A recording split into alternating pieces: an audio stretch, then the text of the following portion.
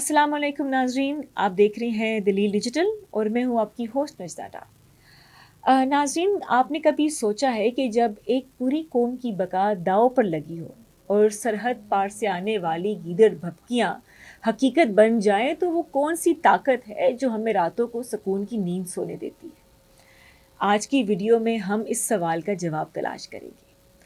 आज हम जिस मार्का हक की बात कर रहे हैं ये सिर्फ टैंकों और जहाज़ों की रवाती लड़ाई नहीं थी। ये बका की वो अजीम जंग थी जिसने पूरी दुनिया पर साबित कर दिया कि अब जंगें सिर्फ बारूद से नहीं बल्कि जहानत, ईमान और टेक्नोलॉजी की जोड़ तालमेल से जीती जाएंगी। आम तौर पर समझा जाता है कि जंग का पहला वार गोली से होगा, लेकिन इस बार तो सिनेरियो ही बिल्कुल मुख्तलिफ था। ये एक मुकम्मल मल्टी डोमेन ऑपरेशन था जिसका आगाज़ खामोशी से साइबर स्पेस में हुआ। पाकिस्तान के साइबर वॉरियर्स ने गोली चलने से पहले ही दुश्मन के असाब पर ऐसा कब्जा कर लिया और दुश्मन ने कभी तसव्वुर ही ना किया हो। नाज़रीन, आपने कभी सोचा हो कि किसी मुल्क का पावर ग्रिड 70% बैठ जाए, रेलवे का डिजिटल निज़ाम जैम हो जाए और इनकी तमाम दिफाई डेटा बेसिस मफलूज हो जाएं, तो पीछे बच क्या जाता है? ये है पाकिस्तान की वो पोशीदा कुव्वत जिसने दुश्मन की आंखें और दिमाग दोनों बंद कर दिए। फिर बारी आई आसमान के बादशाहों की, जहां पाक फ़ज़ाइया के JF-17 थंडर ब्लॉक 3 ने तारीख रकम कर दी। दुनिया भर में जिस S-400 एयर डिफेंस सिस्टम का ढंढोरा पीटा जा रहा था, पाकिस्तान के शाहीनों ने PL-15 जैसे तवील फासले तक मार करने वाले मिसाइलों और अपने जदीद तरीन इलेक्ट्रॉनिक वेयरफॉर सूट के ज़रिए इस महाज का भी कबाड़ा कर दिया। वो रफ़ाइल त्यारे जिस पर दुश्मन को बड़ा ही नाज हुआ करता था। दुश्मन जब भी कहता था तो रफ़ाइल त्यारों को याद करता था। हमारी फ़ज़ाई हदूद के करीब आने से पहले ही पाकिस्तान के पायलट्स की महारत और बेहतरीन रेडार सिस्टम की वजह से आग के गोले बनकर ज़मीन पर गिर गए। फिर हम बात करते हैं उधमपुर एयरबेस की।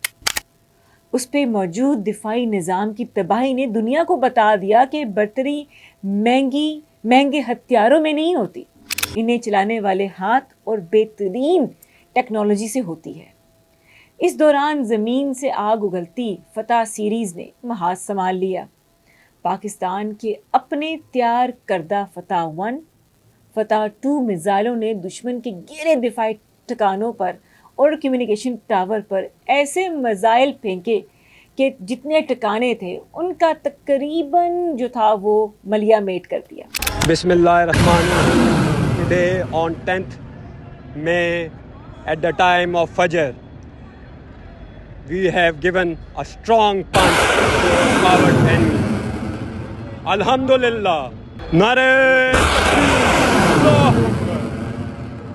ज़मीन पर मौजूद आर्टिलरी और टैंकों की पेशकदमी को इस वक्त मज़ीद ताकत मिली। जब आसमान से पाकिस्तान को मज़ीद कुव्वत मिली तो पाकिस्तान के देसी साख्ता AI से लेस शॉपर और बराक ड्रोन्स के साथ साथ ख़तरनाक कामिकाज़े ड्रोन्स ने गोल दर गोल दुश्मन के बंकर्स पर खुदकुश हमले किए।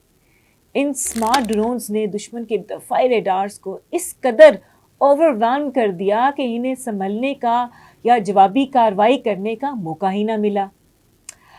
नाजरीन, ये वो मार्का हक था जिसे दुनिया भर के मीडिया ने कवर किया। मीडिया रिपोर्ट्स बताती हैं कि दुश्मन का जानी और माली नुकसान नाकाबिले तलाफी था।